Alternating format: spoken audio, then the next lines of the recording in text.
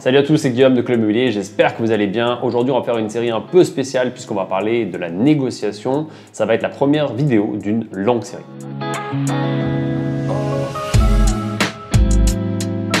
On va voir en gros 7 thématiques. 6 thématiques de ce qu'il faut négocier et à la fin, en fait, dans la 7e partie, on verra qu'il faut réellement négocier ou ce qu'il faut négocier en priorité parce qu'il y a des choses qui sont importantes et des choses qui le sont un peu moins ou en tout cas qui vont avoir des fois une mauvaise connotation pour la suite. Donc tout d'abord, la première chose qu'on peut négocier, ce sont les honoraires avec l'agent immobilier. Ça va dépendre aussi de la relation que vous voulez avoir. Des fois, vous allez avoir des relations avec un agent immobilier sur des one-shots, c'est-à-dire vous allez faire une opération une fois avec cette personne, vous ne pensez pas avoir besoin de retravailler avec, donc vous allez pouvoir y aller de manière relativement agressive à la fois sur la négociation du prix, mais à la fois sur la négociation et les honoraires de l'agent immobilier. Par exemple, dernièrement, on est en train d'acheter là les bureaux de Club Immo. On a bien précisé à l'agent immobilier qu'on allait négocier le prix, mais pas ses honoraires. Parce que notre intérêt, en réalité, c'est de garder une bonne relation avec cette personne et que lorsqu'il y aura des nouveaux projets qui vont arriver, qu'elle a envie de me les proposer à nous et pas à quelqu'un d'autre. Donc ça va dépendre vraiment des projets. Il y a des moments où, en gros, c'est quelque chose que vous pouvez négocier. Sachez que des fois, l'agent immobilier va faire un petit effort financier de 1000, 2000, 3000 euros sur sa com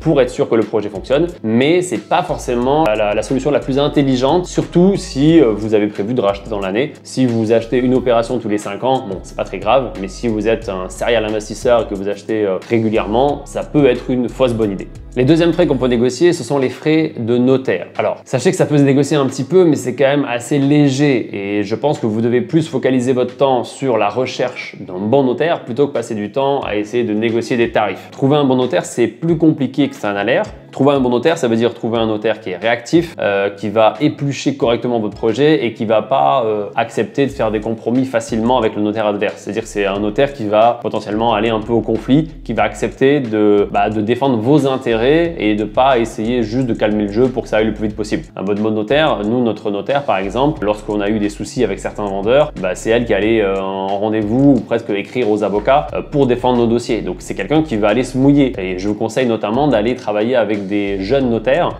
qui se sont installés assez récemment. C'est des personnes qui ont besoin aussi de clients et donc qui vont passer plus de temps avec vous, avec qui vous allez être du coup en contact directement avec le notaire et pas avec l'assistant de l'assistant de l'assistant. Donc ça c'est cool. Nous je sais qu'avec nos notaires on peut échanger par texto, on se tutoie et donc c'est une relation quand même qui est très agréable qui permet d'avancer très vite sur les projets. L'autre point qu'on peut négocier, ce sont les différents aspects de la banque. Ça peut être le taux, ça peut être la durée, ça peut être les indemnités de remboursement anticipé, ça peut être toutes les conditions bancaires et les frais de dossier aussi. Mais encore faut-il comprendre qu'est-ce qui est important de négocier. Il ne faut pas essayer de tout négocier sur tous les tableaux. Quand vous êtes avec la banque, n'essayez pas de négocier à la fois l'apport, le taux, la durée, les IRA, tout ça, essayer de le négocier à la fois, c'est compliqué. Donc il faut que vous définissiez pour vous quelles sont vos priorités. Et chaque priorité, pour chaque personne, sont différentes. Si par exemple, votre difficulté, c'est l'apport, c'est-à-dire que vous n'avez pas de cash disponible, il faut que vous focalisez votre énergie sur le fait de négocier qu'il n'y ait pas d'apport. Si par contre, vous avez de l'apport, mais que vous avez un projet avec un cash flow assez limite, c'est peut-être du coup sur la durée de l'emprunt qu'il va falloir insister. Les points sur lesquels je vous conseille pas trop d'insister, en tout cas, c'est le taux. C'est pas forcément ultra important. Aujourd'hui, on est dans une période où les taux sont relativement faibles, donc que vous ayez un taux à 1% ou à 2%, ça ne va pas changer grand-chose en réalité en termes de cash flow sur votre opération. Donc focalisez-vous surtout sur le fait d'avoir un crédit, donc acceptez des fois certains défauts. Il ne faut pas non plus avoir peur de mettre un apport. Je sais que souvent sur internet on dit oui mais il ne faut pas mettre d'apport sur des projets. Oui mais si vous avez cette capacité-là, ça vous permet d'aller plus vite, d'obtenir un financement rapidement et d'enchaîner une nouvelle opération, c'est un atout. Utilisez vos atouts, ne vous dites pas juste tant pis je garde mon argent, je le laisse sur le livret A. Si vous avez du cash disponible, vous pouvez quand même utiliser un apport. Les frais de dossier, ça peut se négocier. Et derrière, moi, je vous conseille principalement de négocier sur la durée. Les IRA, donc les indemnités de remboursement anticipé, on n'y pense pas souvent. C'est quelque chose qui peut quand même être négocié et qui peut être intéressant parce qu'il y a de grandes chances que vous revendiez votre bien avant la fin du crédit, avant la fin des 20 ans ou 15 ans ou 25 ans. Donc, c'est un truc qu'on a tendance à pas trop, on n'anticipe pas trop, mais faites-le, essayez de le négocier. Peut-être que la banque va pas être trop embêtante sur ce point-là, ça peut être vraiment intéressant. Dernier point sur les banques, c'est le fait de négocier un différé. Donc vous savez que quand vous faites des travaux, par exemple, vous pouvez négocier un différé. Ça peut être 1 mois, 2 mois, 3 mois, 6 mois, 12, 24 ou 36 mois. Certaines banques acceptent jusqu'à 3 ans de différé. Donc sachez que c'est une bonne manière de faire de la trésor, mais par contre, ça a un inconvénient, c'est que vous ne commencez pas à rembourser votre crédit. Ce qui veut dire que vis-à-vis de la banque, vous n'êtes pas forcément un très bon client parce que même même 2 ans ou 3 ans après, vous n'avez pas encore commencé à rembourser un seul centime. Donc ça semble être une bonne idée, mais faites attention à l'impact, surtout pour pouvoir enchaîner de nouvelles opérations. Le quatrième point, c'est les travaux. Les travaux, c'est tout ce qui est lié donc au devis. Qu'est-ce qu'on peut négocier sur un devis? Il y a la théorie et il y a la réalité. La théorie nous dirait qu'on peut négocier le timing, c'est-à-dire combien de temps on va mettre pour terminer le chantier, négocier des pénalités de retard. Ça marche pour des grosses boîtes et ça marche surtout quand vous êtes une grosse société. Quand vous êtes un particulier et que vous faites appel à un artisan